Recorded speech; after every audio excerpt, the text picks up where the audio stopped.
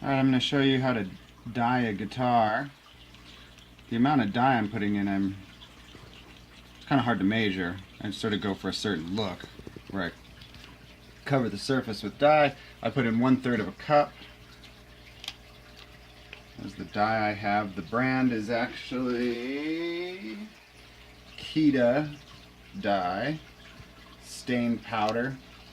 And you get all different colors. So I'm going to do this guitar body here, and first sand it down really nice. I used 600. I think that's sufficient because I'm going to put a finish on it. Then the next step, you're probably going to want some gloves so you don't get Smurf hands from this blue dye. The hardest thing is to get the dye on smooth. A sponge is another thing you could use. It might work a little better. I didn't have a sponge, so we're going to go with this. We need to mix our dye up.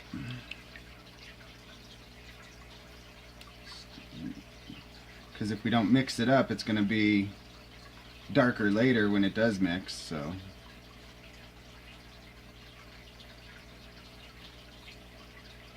alright, let's see how this looks.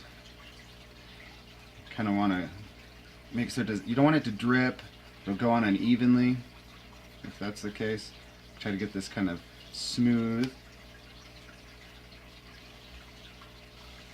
Okay, not very blue. We're going to add more dye. But since I already put this on, I need to get it uniform. So I want this all to be the same wetness.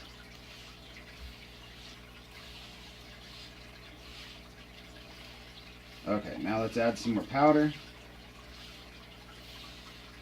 We'll start to get it the color we want.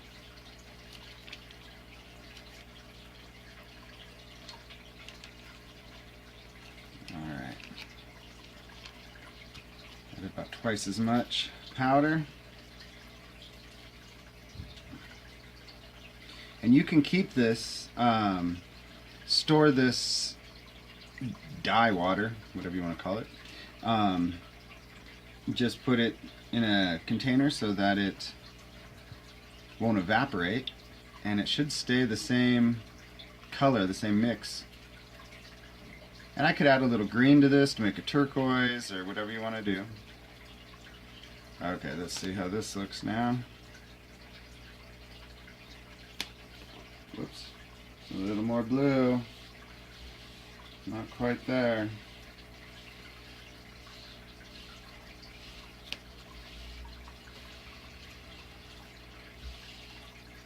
Alright.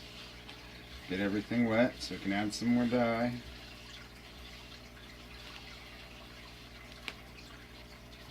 Let's see. I'm going to go ahead and do all the edges too, and in here with this before I add more dye. So I'm going to use up some of this liquid, and I'm just going to, get in here in these areas so that it'll all kind of look blue, but I'm going to use up some of this so that we get a little more of a concentrate. So let me go ahead and do that, and I'll come back to the video when I'm adding more dye and we're actually getting this to color. Alright? Okay, so now I got everything blue pretty much all around, so we're going to go darker. So now we're starting to get the blue that I'm looking for. Getting a little darker in here. It's still a little too light for me, so what I'm going to do the front next and kind of let everything dry and do a second coat after. So this is a little light, so I'm going to do the front, which I want to be a little lighter. Then let everything dry, and then come in and do a second coat on this back after adding a little more dye, so it'll be a little darker.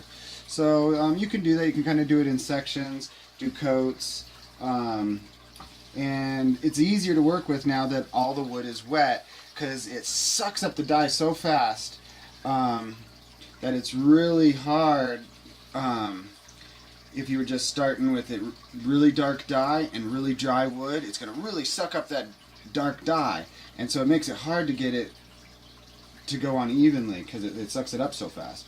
So that's what's going on. Let me get around the edge here, and I'm using this sort of plasticky cover, which is nice because if I get some drips, they'll wipe right up. Going around the edge.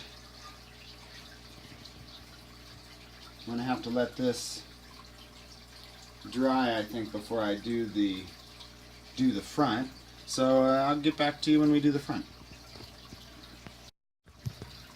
Okay, so here we are on the front. I'd already did one coat and there's a fingerprint from glue. So I had to sand everything back down, but I got it all ready. So let's do this. I'm going to do it kind of quick too.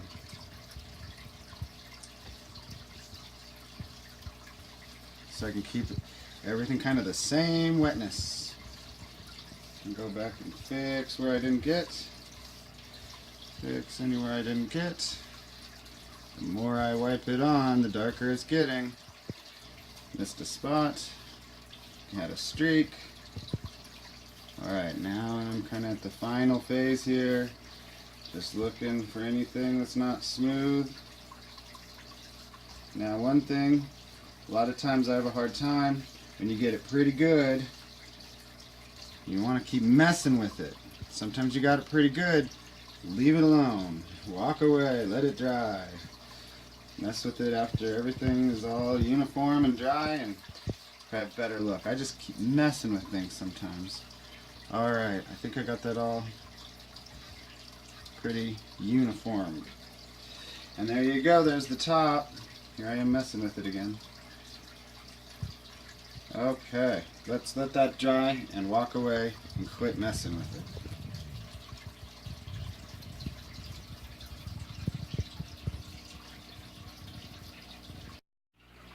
Thought I'd show you guys the neck real quick.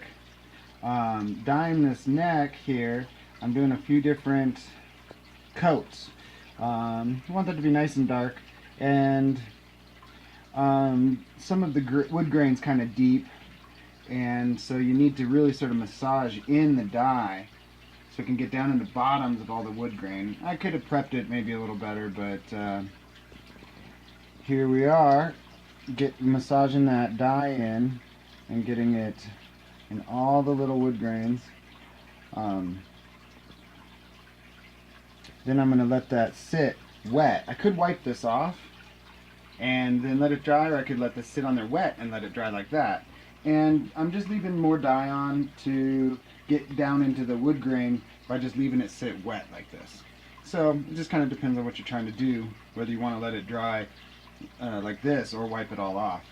But there you go. I thought I'd show the neck real quick, and we're going to get back to that body here in just a minute. Alright, so I got the back looking nice and dark the way I want it. Pretty uniform. Some spots are more wet and some are more dry, so that's anything that you see that's not uniform.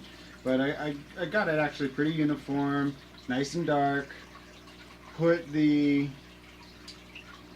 something to protect your front, some tape, because the last thing you want is a drip to go across when you've got your front all nice and uniform as well.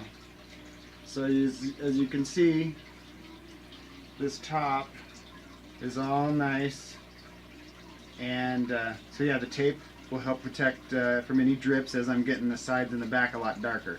Now coming around, there's a glue spot. And it's just a simple spot where some glue is on there, and so the dye would not go into the wood because the glue's in the way. So I have to sand it down. No big deal, sand down the glue spot, and then with the dye it'll go ahead and it'll just patch right in, no problem. And that's why you want to keep, make plenty of dye, and you keep around your extra dye. I'm not too worried about this evaporating and getting more condensed and darker, because really I couldn't get this dark enough. I'd like it to be pretty dang dark, and I could always do a whole nother coat if I need to blend in this spot. But so that's a hurdle I've got to take care of. Otherwise I would be completely done. And so there you go. That pretty much gives you the idea on how to use dye on your guitar. So here's the finished product. I think it turned out really good. It's still got that, it's got that luster and the tiger stripe in the wood. The sort of a touch of a sunburst came out. It's going to look better with all the hardware and whatnot. But so there's that. Got a nice dark blue, real consistent on the back.